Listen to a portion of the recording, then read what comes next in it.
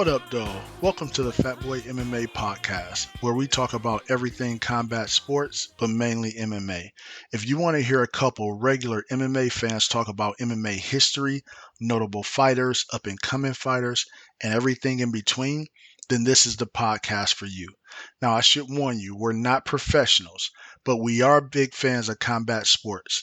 Now, if that sits good with you, grab a beverage, sit back, relax, and let's go. Hey everybody, welcome to the FatBoy MMA podcast. I'm your host DC, and of course I got my co-host here with me, Locke. Hey everybody, how's it going? So on this one, we're gonna do things a little bit different. So this time, our topic came about from something that Locke sent me through a text message, and then we had a little bit of a disagreement in the text message. And it was one of those things where this would be a great topic. So I'm actually going to let him roll everything out to you and tell you what we're going to be talking about today. Yeah. So I think this topic is kind of a microcosm of like our relationship, how we met and everything is. I floated something out there because I know like, oh, we could talk about how this is a fact and everybody knows it and it's proven. And you were like, well, yeah, that would be interesting, except it's wrong. And normally we would just duke it out for 2 or 3 days via social media or text message or whatever. But this time we now have this new venue and we're like, you know what? Let's actually just shut up right now and save this for the podcast. And before I roll out the topic, another thing I want to say is today, not only am I woefully unprepared, yes, but the research that I did do also proved that you might be right, but okay, fuck that noise. I'm going with it anyways. I stand by my point. Okay. But honestly, like, I mean, we'll talk about it a little bit, but at some point, the point I want to get to, I think is kind of the same. Whether it's the, whichever one of us is right, the ultimate point kind of wraps into, the same umbrella. So I think we'll be good.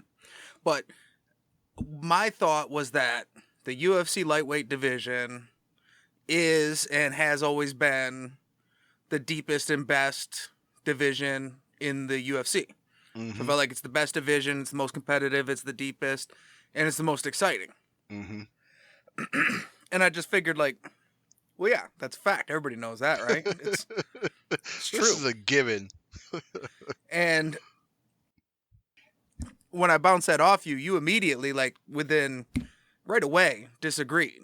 So you don't think the lightweight division is the best division? Correct. Definitely not currently. I believe currently 170 is better. If we're talking about fighter for fighter, that 170 is better than 155. Now, depth, I think for some reason there's always more depth at 55. And I think it may have something to do with, smaller guys being able to come up, bigger guys being able to come down. And it's where you get into that entry point of the 10-pound weight divisions versus all the higher ones where you have bigger jumps. So I think that's one of the reasons why it's deeper. But when you're talking about, actually being better, more skilled, everything like that, that's where I would disagree. But I'll let you continue. Okay. So my thought on it is I think the lightweight division, I think the fighters are kind of the best bang for your buck if you're looking for a fight from a skill set wise, because I think when you look at the 25ers, right, they're exciting fights, but especially here in America, we just don't give a shit about little dudes. You know what I mean? I have no idea why. It's weird, and they're fighting their ass off because they're small and they have a ton of cardio and they're highly skilled. Nobody cares, and then you get to the heavyweight division, which we all love, and it's the same 15 dudes that have been knocking each other out for 20 years. Right. And you could go 6-2 on the regional circuit, and next thing you know, you're fighting for the UFC on ESPN at heavyweight, versus you go to lightweight and you could be a legit prospect and you're not even ranked.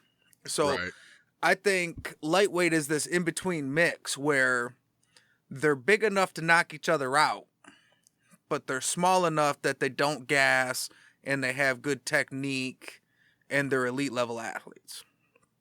So I think it's, bang for your buck as far as excitement, as far as quality of fighting. I think the lightweight division is the best division. And I think it's kind of been historically when you look. Like when you look at the champions, Khabib was a former champion, Conor, BJ. You've had some really, top guys, explosive guys, exciting guys as the champions in the lightweight division. Yeah, so this is the thing. In general, I agree, but I think that 170 is the peak of that. So they still have speed in 170, but you get a lot of guys that are skilled with very different looks, right? So, for example, if we talk about somebody like a Stephen Thompson and his level of karate, you don't see that level of karate below 170, only above, right? You have a 170 or you go to a Machida or some of those, guys. Now, I'm not saying there's no guys with karate that's able to put it in the MMA below that. I'm saying it becomes different at 170.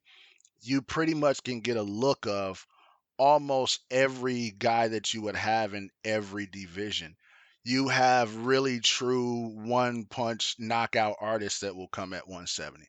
You have your wrestlers, you have your karate guys. The mix is so much greater. And even if we talk about historically, I would argue that all of the champions, if weight wasn't an issue, for the most part, I would bet on the 170 champion. So if we talk about Usman, if we talk about Woodley, Woodley's breaking my heart right now. Not current Woodley, back when Woodley, was doing his thing. But we look at that. We look Game at plan Lawler. Woodley. Exactly. We look at Lawler. We look at Hendricks on the roids. Hendricks on steroids was a monster. We look at GSP. I'll even put Matt Serra in there, even though I don't think he ever should have been a 170-pound guy. He's going to give a lot of guys issues at 155, right? And then, of course, you have Matt Hughes, and BJ Penn is kind of a wash because he was both a 155 champ and a 170 champ, right? So, but I think the size, especially when you talk about height, is not that different. So these guys can fight in each other's categories somewhat. The frame is a little bit different. Usually your 170 guy is a little bit bigger frame. But we have seen guys move up from 55 to 70 and do good, but it's never win the title and beat the champ good. It's beat some good guys that may have names, but they're on the downslide or something like that. They may beat a Robbie Lawler, like, a Dos Anjos or something like that, go and beat a Robbie Lawler or something. But when you talk about those, especially right now, what we have, if we talk about the top five at welterweight, you have Usman, Kobe Covington, Burns, former 155 guy, Edwards, and Vicente Luque. That is a monster of top five. And, Masvidal comes in, slightly below that, right? And he's still a big problem. Now, some people would say, but you have guys like Masvidal and Burns that were former 55 guys that did some damage at 70. And I would agree, but I think the difference is, once again, sometimes you have these guys that can make a certain weight class, but they're really sacrificing a lot to do it, right? And once they stop cutting as much weight and everything like that, and they move more into a natural weight class, now they're able to do what they, really should be able to do. And neither one of those guys are small, man. I think Burns is about 5'10" with a neck bigger than his ears. And, Masvidal was pretty slim at 55. I think he's about 5'11", 6 foot, something like that. So, I think sometimes MMA and boxing and stuff gives people a skewed depiction of what a 6 foot 155-pound man looks like, right? That's a pretty small man. That extra 15 pounds can be a lot, especially when you're really hurting yourself to get down to that weight. And just to compare really quick, The lightweight version of that is Oliveira's good, Portier, Gaethje, Dariush, and Chandler. I do not think that top five, if we erase the weight class and make them of similar size, beats that welterweight top five. And we can even go further down the list. Well, I think that's where, I think when you get a little bit deeper, the lightweight division gets better. When you got like Dos Anjos and Ferguson, I deep agree. down.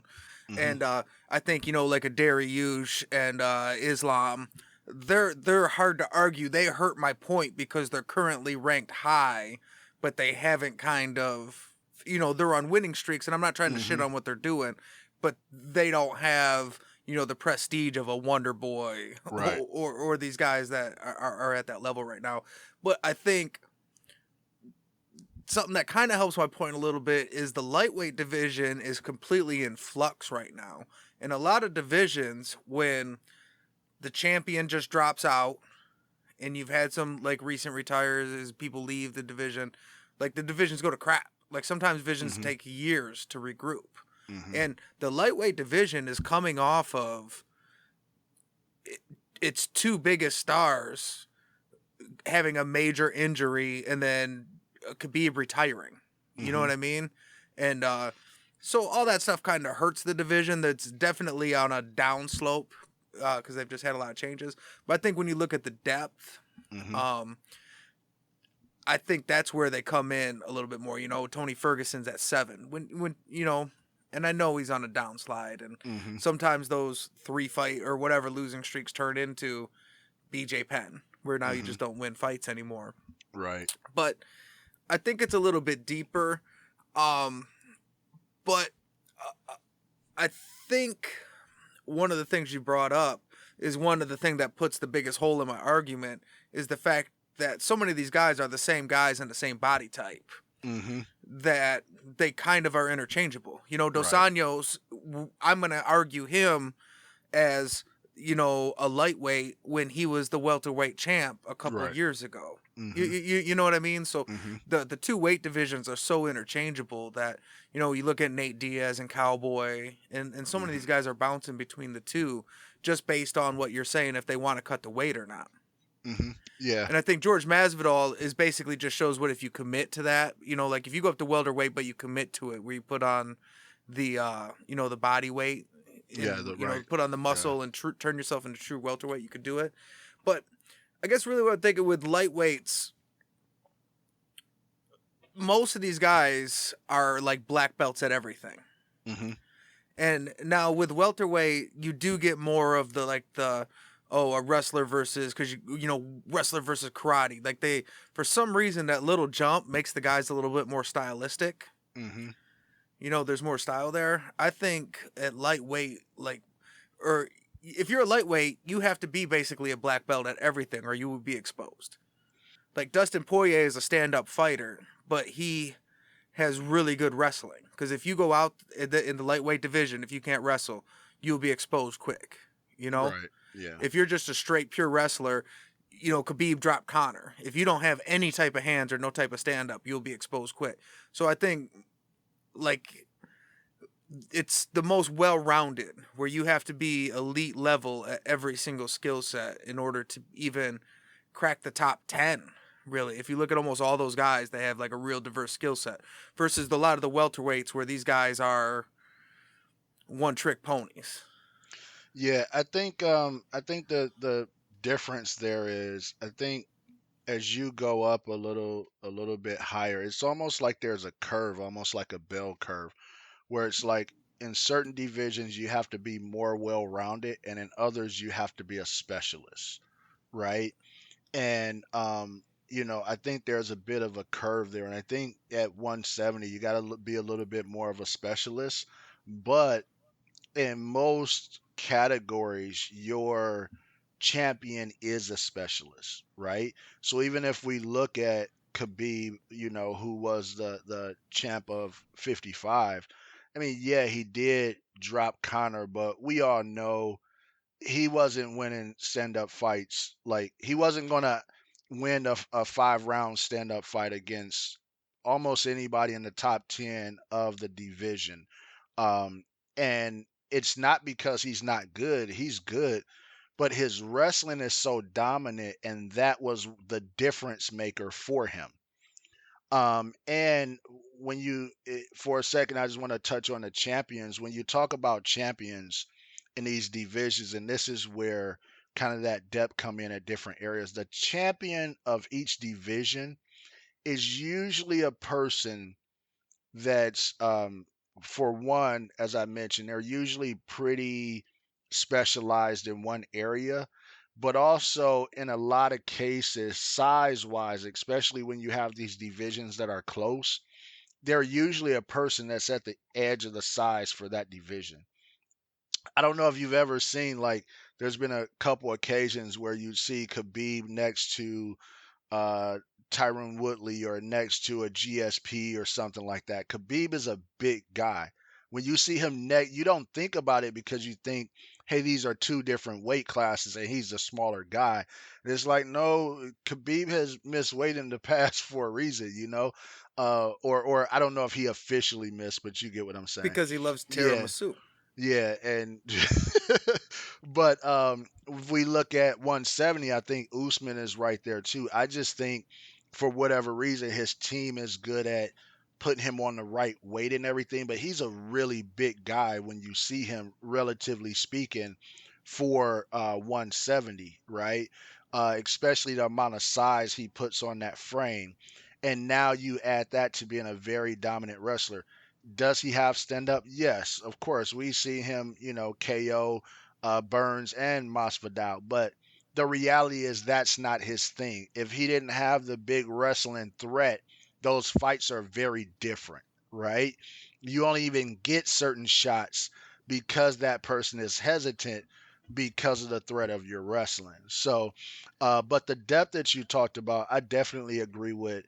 And, as I said, I think it's because you just have so many more people in the population that can either not cut weight or cut some weight and get to that 155 and be in shape, right? And I think it's just one of those things. It's so close in between other divisions. And then of course, as we know, for a long time in the UFC, that was the smallest division, right? Um, so, and shoot, they even got rid of that for a while. But when you have situations like that, you had a lot of people trying to kind of fit into that category. And in a lot of the gyms, the funny thing, and I know you've been to more than one gym before, I've been to more than one gym before. Now, I don't know about a gym that's like, all professionals. That's a totally different scenario. But just your regular gym where you're learning jujitsu and Muay Thai, kickboxing, or whatever, there's usually way more smaller dudes in the gym than bigger dudes, and so for some reason I think that frame works out, that weight class works out well for different frames, and you see so many different frames, wiry guys, wider guys, everything in that lightweight, and I think that's why they have the depth. But you mentioned Dustin Poirier, like literally, if we just went across the board, and I said, okay, who would win between, and we'll go based on the current list, right? Who would win between Oliveira and Usman? I'm taking Usman all day. If I said Poirier and Kobe Covington, we already saw, even though Poirier's a wrestler, we saw what Khabib was able to do. And I'm not a fan of Kobe Covington, but you know me, my what I when I analyze sports, it's unbiased. It doesn't have anything to do with people's outside life. It's a lot of these people I don't like, but they are who they are as a fighter. You have to give it to it. Kobe Covington is highly skilled, and people sleep on him. You combine the cardio that he has, which is cardio for days, in the wrestling, he's a problem. And it's not like his stand up sucks. I see that not going too different than a Poirier Khabib fight went, right? Burns and Gaethje, I think is it can go either way. I'm a big fan of Gaethje, as you know. I see that as going either way. Both of them are big guys. Gaethje is not a small guy. He could easily be a 170. I mean, There, Gaethje could have the wrestling to keep Burns off of him yes, yep, and then and turn it into his fight, and and yep, nobody wants to fight Gaethje at his fight. exactly. I agree. Darius Edwards, I give that to Edwards. Uh, Easy. Luke Chandler, I think Chandler has still been hit way too many times, and I think he would try and get into a slugfest with Luke, and Luke would win the slugfest. Islam versus Thompson, I can see that either way. Islam is not quite enough proven to me, but I really like him and I like his skill set. So I see that as going either way. But you kind of have two that's a toss up, and the rest of them I see all going toward welterweight. And once again, I'm saying if all things are even, just looking at the skill of what they're able to do in their skill set, um, I just don't see the lightweight guys kind of, Now, once again, as you said, if we go down the roster, we go top 20, top 25, it's a different story. Well, and I guess that's where you got to be more specific when I say the best, and I think like one of the things I think of when I say that is it's a meat grinder. So if you're watching, if I'm watching just a random ESPN UFC event, I will more likely to pay attention. If there's two middleweights I never heard of, I don't know. I'm not going to be as interested. If there's two lightweights, even if I don't know them, I'm usually going to be pretty interested in that fight, and it's usually a good fight. And one of the things that you hit on, and I think a lot of the reason, I think it's such a deep division like across the board because physically, you hinted on how like a percentage of the population is just closer to that size where they're either at that weight or could cut to that weight. Hmm. But I think when you look at athletes, we've talked about before how UFC is changing the game for some of these guys that have different skill sets. But for a long, long, long time, if you're 6'1", 200 pounds, if you're a big guy, you know what I mean? You're going to play football, you're going to play Right. baseball, you're going to play basketball because you can make millions of dollars doing it. And it's, the sports that are out there. So I think, the martial arts and this kind of stuff was what was left for a lot of these guys that were of that body type to where Hmm. you're an elite level athlete. I think a guy like Michael Johnson, he played like, I think linebacker or something like that. That's And crazy. and he played like JUCO, but he was good. And we've played football with guys that are like that. They're a little undersized, but if you can hit, you can hit. And some of these guys are just good. But Hmm. ultimately, you're still too small to ever go pro or ever make money doing that. But now you can get into this. So I just think it's a weight class where not only is there a lot of people at that body type, but there's a lot of athletes that have nowhere to go that can gravitate to that.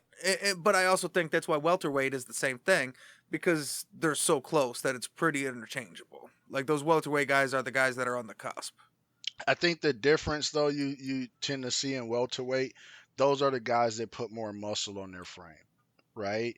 And that's where I was kind of saying the bigger frame, right? Even if you look at the champions throughout history, you look at Usman, you look at Woodley, you look at Lawler, you look at Hendricks, you look at GSP, you look at Matt Hughes. Those guys were all very muscular guys. If we go down a list of lightweight, Oliveira, Khabib, Connor, Alvarez, Dos Anjos, Pettis, Bendo. Even I'm not saying they were not like these guys were not guys that were out of shape or a couple of them are slim, but you don't look at them and think that's a big muscular guy, right? So I Mm-hmm. think that's one of those differences, but that's also one of those things in cutting weight, right? So I think if you're that smaller guy, I mean, if you're in that size range and you don't have a lot of muscle on you, you cut to 55. And I think more of the population, even athletes, don't, a lot of them don't put on a lot of muscle. They may be cut or whatever, but it's a slim muscle. It's not a thick muscle that they'll have on their frame. And I think that's why you don't see the 170 guys. If you do really good at 170, you're less likely to see them try to cut down to 55. And if you remember, that was also one of one of GSP's arguments. GSP was really, really lean, but he was very muscular.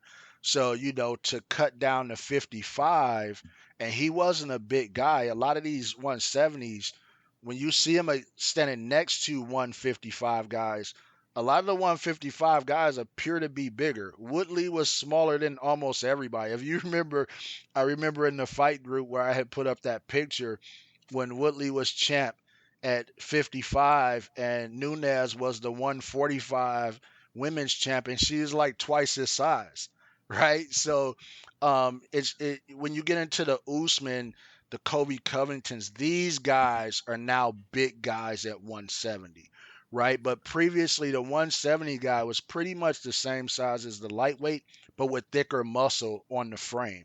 Um, but I think you brought up a good point with the athlete. Especially football, because I think football players, the size of football players is more representative of the population and athletes and everything like that. When you get into stuff like basketball, those are not regular human beings, right? It's like back in the day when you didn't realize how big of a size difference, so you would see a guy like maybe, Randy Moss being larger than anybody in football. You see a guy like T.O., he's like 6'2", 6'3", or something. You like, they look like really big guys. And then you would have those celebrity mixed basketball games. And you like, man, who's that little dude running down the court? He kind of good. And it's like T.O., but he's next to Yeah. a real basketball player. So, and then you think about it, it's like, 6'2" is like a really small point guard in the, in the NBA. So I think that to your point, especially when you look at junior college, D2, D3, all of that, those guys a lot of times were really skilled guys and great athletes that were really undersized when they look at will you be able to take the wear and tear of the league. And so a lot of times they didn't make it. And to your point, they didn't have anywhere to go, right? And so I think that's where you get, as you said, a lot of these guys, because Michael Johnson, I think he's about 5'11". So it's not like that's a small guy for football. It's not a big guy, but it's not like, he's a really small guy. But now you take that guy, and he was another one of those guys that was a slim frame. He didn't put a lot of muscle on his frame, but at 5'11", you add some muscle to that frame, he's a whole different person at 170, right? But it's harder for them to put on that muscle unless you're already of bigger frame. Hmm. Yeah, like yes, some guys can lift and they just don't get the size on. You know what I mean? They'll get some size, Hmm. but some people can bulk up, some people can't. Or they sacrifice too much. They just get way too slow when they try and add size. Um, one example I wanted to use, you mentioned like To, Hmm. when you don't realize how big these guys are. The example I always like to use is Chauncey Billups, because we're from Yeah. Detroit. Uh You huh. know, so we watch the Pistons and we like Chauncey Billups, and he runs around. You're like, oh, look at Chauncey, he's so Yeah, little. little That's guy. cool. Yeah. You know, Chauncey Billups is 6'3", 210. Yeah, That's a exactly. Not giant small at dude. all. Yeah, exactly. I mean, you figure even if you look at somebody that was I'm not the tallest guy in the world at all of 5'11", right? But even if you look at, in my mind, I'm not that short, right? When you're just walking around every day. But then you take somebody like AI, he looked like the smallest guy in the world in the NBA. He's like 6'1" or something. 6 foot 6'1", something like that. Now he wasn't a big guy. I think he was only about 190. But still, that's not a small guy. We take that and bring that over to MMA. He has to cut down to make 170, and he's bigger than Usman. Hmm. So it's so many things. You tend to only compare it in the realm that it's in, but when you look across the board at different sports and everything, it really gives you a different perspective of size and everything like that. And like I say, these NBA players, that is they are of an ancient species that that we don't know about, that still every now and then implants women with babies that make them, extremely tall. Like, how do you get Shaq? How can he be a human being? How is that How does even that happen? possible?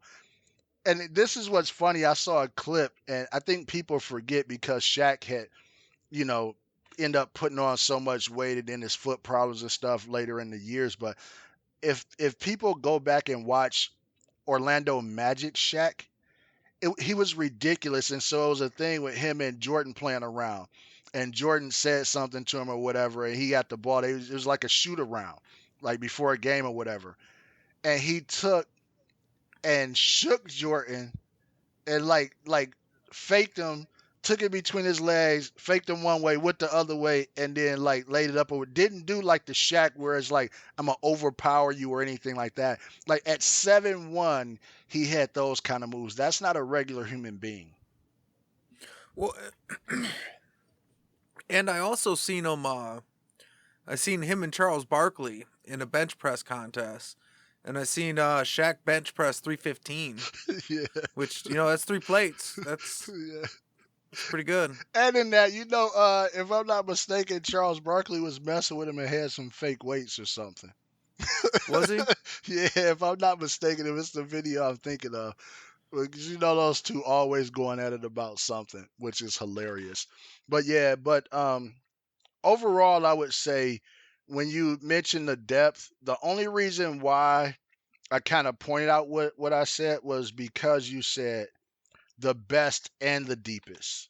If you just say the best, now it's there's an argument as to what does that mean. And if you said, well, I think they're the best because there's so much depth there and so many good guys, then I would say, well, yeah, I would have to agree. But if you say best and deepest, now I'm looking at best as if I match this guy to this guy, this guy to this guy. You get what I'm saying? Yeah. No, it makes sense. And when I really looked at it, and for the record, I'm an 80s baby, so I still do like bar arguments. So when I was saying that, I didn't look at any facts or anything.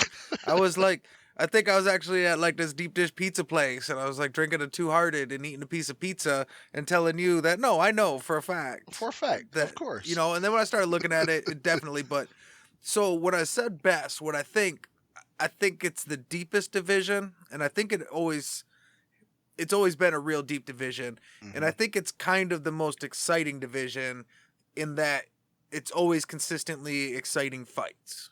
There's Yeah. not a lot of boring lightweight fights. Yeah, no, I definitely agree with that. The funny thing is, me loving just, MMA in general, um, there's not too many divisions that I don't really like or see exciting fights. I think overall, definitely 155 is going to put on more than others, but I think it's because of that depth. You know that a win streak really doesn't mean a lot at 155. You have to do something spectacular to get noticed to get that title shot. And one thing I did want to mention though, I forgot about when you had mentioned Khabib and kind of how things are shaking out. I think the biggest difference as to what's going on right now at 55 compared to what you normally see um, in when a champ that's kind of been there for a little bit leaves and then it's a big void. I think the difference is, and people will probably not like me for saying this, but I think it's because Khabib didn't. Usually, when we think, especially people we put in a GOAT conversation, you think of that person all but clearing out the division, right? And any guys that are there, they've beat up on each other and fought each other so much, and then a champ has beat up on them or fought them twice and everything like that, that it becomes a little bit more difficult. You need a little bit more new blood in there because so many guys are so familiar with each other. And I don't think Khabib ever got to that status, right? Um, the undefeated record and everything is good, but and I don't remember if we talked about this before or not, but when I compare his actual resume to other people that would be in that GOAT conversation, I just don't feel as though he has the resume or the tenure to really reign over his division. And I'm not talking about just time and fights. Unfortunately, as we know, early in Khabib's career, he had a lot of injuries. He spent a lot of. It looks like the win streak time wise would make you think it's more fights in between there.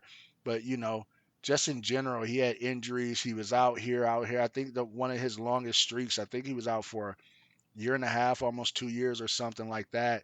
But he seemed to dial it in more once he became champion. But we know there was quite a few fights where something happened and then he couldn't fight or this, that, and the other. So when I look at that, I think that's the reason why when you look at Oliveira, Portier, Gaethje, Dariush, Chandler, Islam, Hooker, Ferguson, Anyos, those guys haven't beat up all on each other yet, right? So you still have a very viable division where you got some exciting fights as it tries to sort out who's going to be that next king.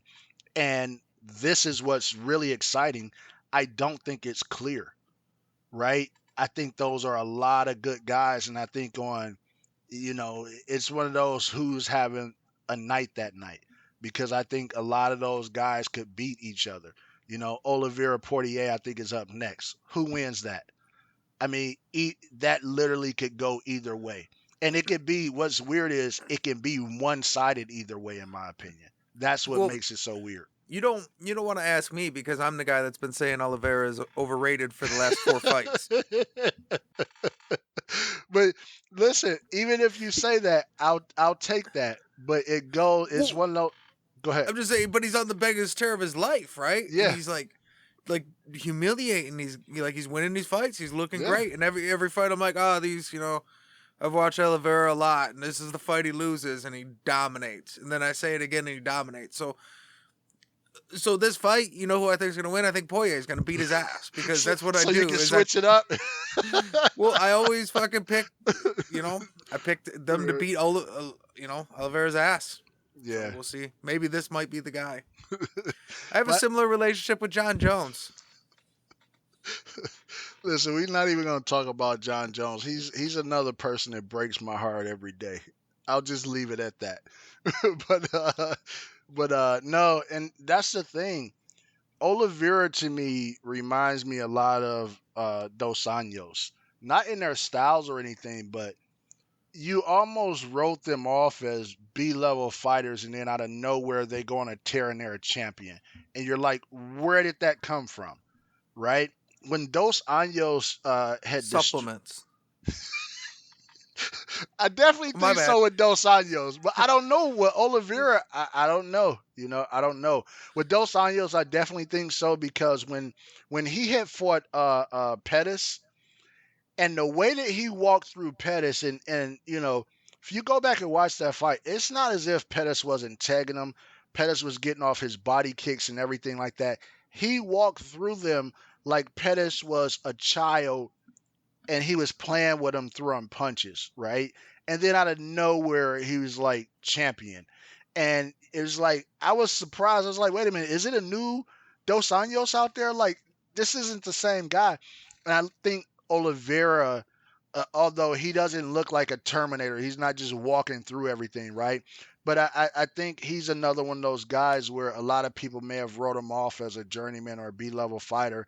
And then next thing you know, he's champion. But when you look at who he's beat, also, on that road, beating Chandler, beating Ferguson, Kevin Lee, was a guy that I really liked, but, he's really, you know, going downhill. You know what I mean? But Kevin Lee just got his ass beat again, right? yeah.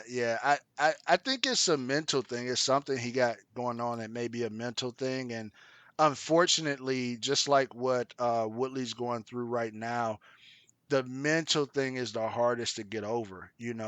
And I think it's the hardest for guys because it's not as if you're BJ Penn when he didn't have it anymore. You saw it. You saw it in his body. You saw it in his speed. He didn't have it anymore. When you look at a guy like Woodley or a guy like Kevin Lee, I don't think there's a diminishment of skills. I think it's something mental that they haven't been able to get over, to get to that next thing. And unfortunately, Woodley now, I think he's just going to make a new career as a celebrity fighter or something like that. I think his days with in MMA is over, because You didn't hear about anybody going after him. Bellator one, PFL. There was no buzz once he was out of UFC, and especially Bellator. They'll take anybody. So that tells you kind of how they were thinking about him, and then the Jake Paul fight happens, and I'm pretty sure that didn't help. But just saying that Oliveira really beat You some could still good sell Woodley in guys. Japan. Yeah, I don't know how the Japan market is really Man, doing right you've now. really you've really given Yeah, up on it. That was so hesitant. I don't, I don't know. It's yeah, I don't know. Especially if you talk about just in Asia, period. Like if he went somewhere like one, those guys over in one are big. So unless he's planning on getting some supplements, giving Dos Anjos a call or something, getting some supplements, then, I see it going not too different than what Mighty Mouse is experiencing. What, the last person that should have went over there was Eddie Alvarez. I don't think I think he's natural. I don't think he takes anything like that, but he's never, ever, ever been known as a guy with a big chin, right? Even when you talk about the wars he and Chandler had over in Bellator, it was some of the best fights ever if people haven't checked those out. But and you look at what Connor did to him, and he's not known for the best chin. He usually overwhelms guys, right? He went over there to one, and yeah, it's not good. So It's been tough. yeah, yeah, I think a lot of that shows. I mean, I know you're a big fan of one, but a lot of people definitely. sleep on it because it's not the organization that they've heard of or whatever. So people assume if it's not the UFC, Hmm. well then your number two is Bellator. Hmm. And yeah, they have some. They bring in some names. They make good fights over at Bellator, but that's still triple A ball. I feel like. Yeah, I don't, it's actually hard for me to watch Bellator. I'm not sure why.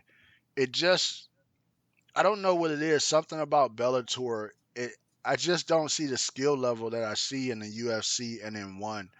It's almost like,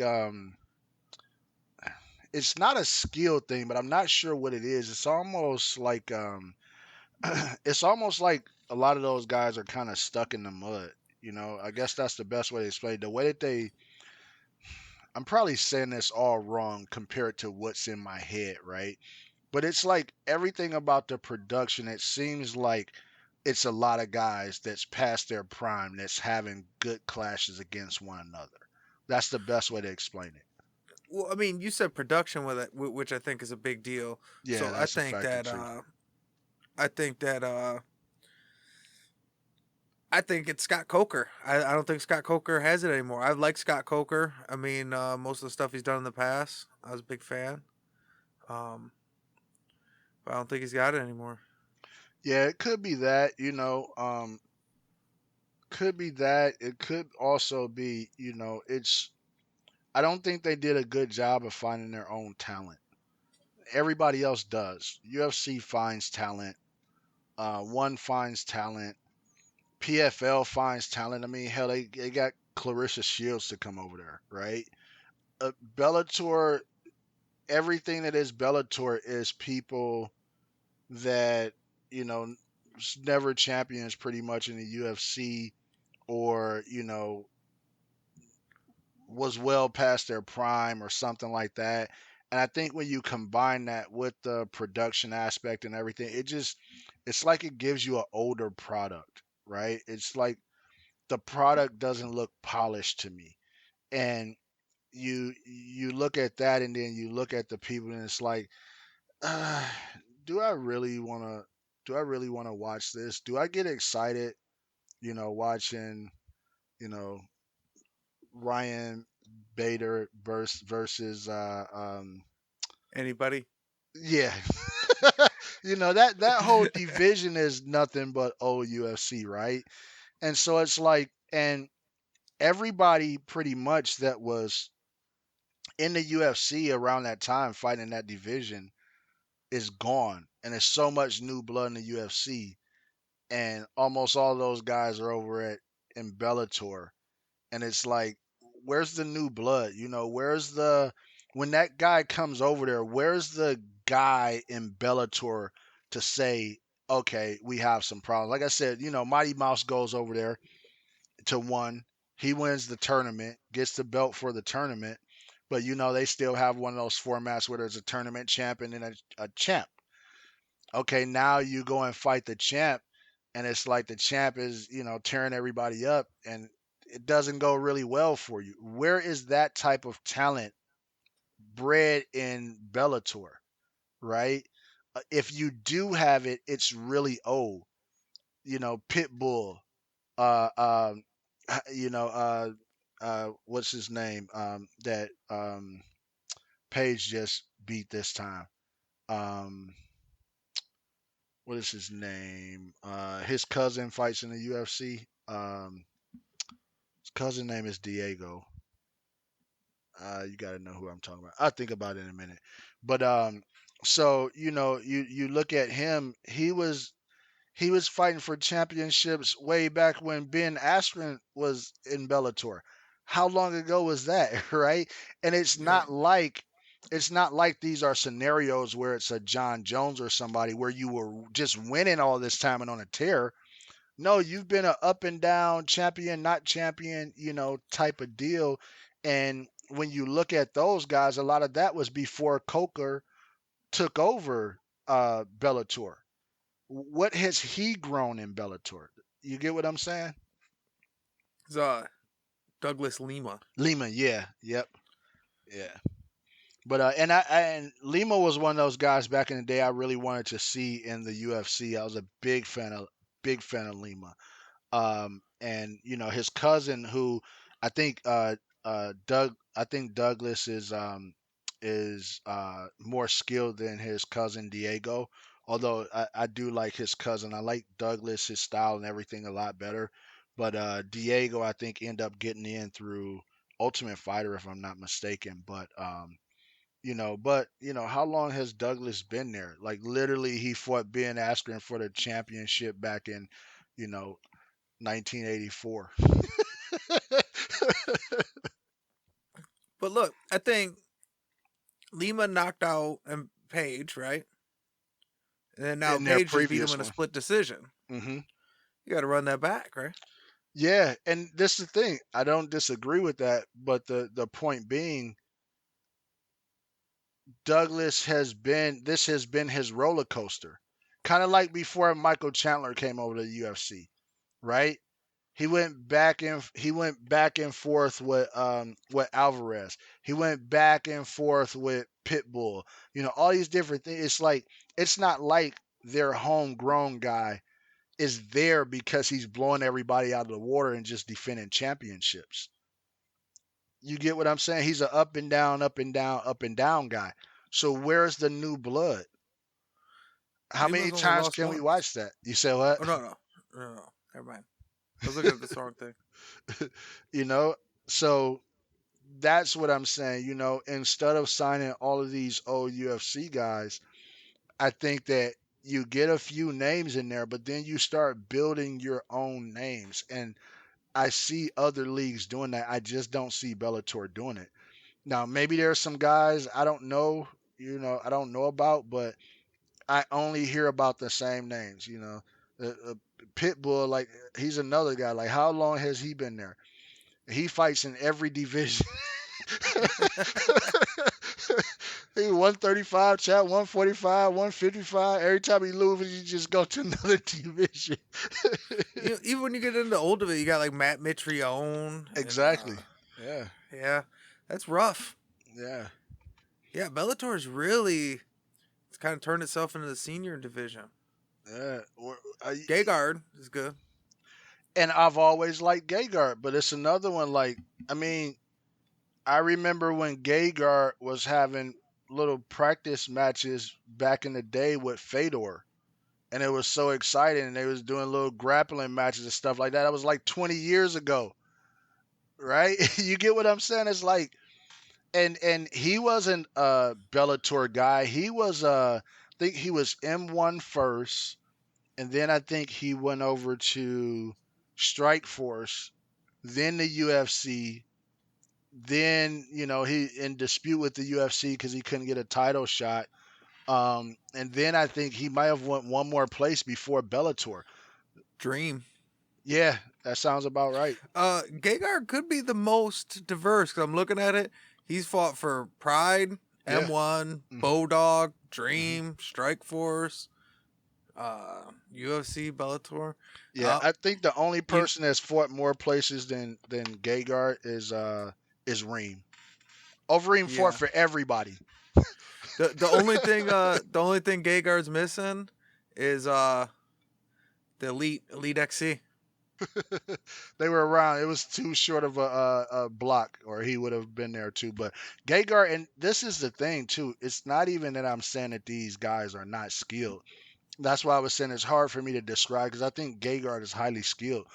But I want to see a Gegard against a homegrown. What is Gegard at? I know he fought at 85 and 205. I don't know what he's fighting at now, but let's He just probably say, still fights at both. yeah, let's just say 85. I want to see a homegrown 85 guy that you can put against a guy like Gegard, and I can see the passing of the torch, right? Where is that type of stuff?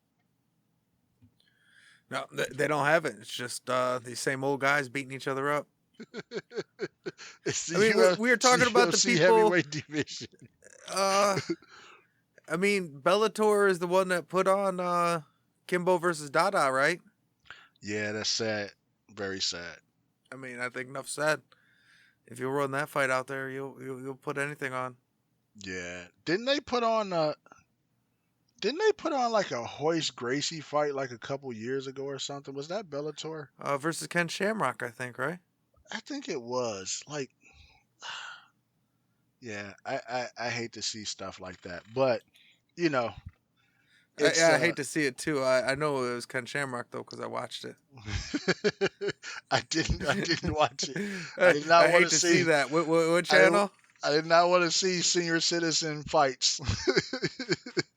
In that sense, you know, Um, he fought Ken Shamrock in 2016. yeah, like that's just a couple years. That's crazy. A guy that was in UFC one. Both I guys think I think that's the one where he popped for too, didn't he? probably. What else are you gonna do? You're 150 years old. You gotta take something. Right. Listen, once you reach a certain age, they should just allow it. Like, listen, like how you have different medical exemptions. Like, listen, you got the 50-year-old exemption. Let's go ahead and take whatever you need, get really healthy, and come on and fight. I But think so yeah, he was 50. He yeah, fought Ken Shamrock when he was 50. yeah, it's crazy. It's Yeah. crazy. Yeah, That's especially cringy. it's his style of MMA, in my opinion, is so primitive to today's MMA. Now, I don't know about, Gracie techniques in a street fight or anything like that. We're talking about organized MMA under MMA rules. It's so primitive compared to today's MMA. It has evolved so much where I don't want to see anybody from that era. I don't care how in shape you are, how good you feel, or anything like that. I don't want to see you in a cage. Maybe you can do a Masters Division Jiu-Jitsu match. I would see that, like when Hoyler and Eddie Bravo had their rematch. I watched that, right? But it's Jiu-Jitsu. I'm not watching two old guys try to, smash each other's teeth in. you That know. sounds terrible. But yeah. But overall, um, you know, for what we talked about for, the actual 55 versus 70, I think that'll always be an argument out there. I don't think there's necessarily a right or wrong answer. It really just depends on what you look at as being what what what you categorically look at when you're saying what the best is. And I think they're going to continue to be two of the best divisions for the reasons we mentioned.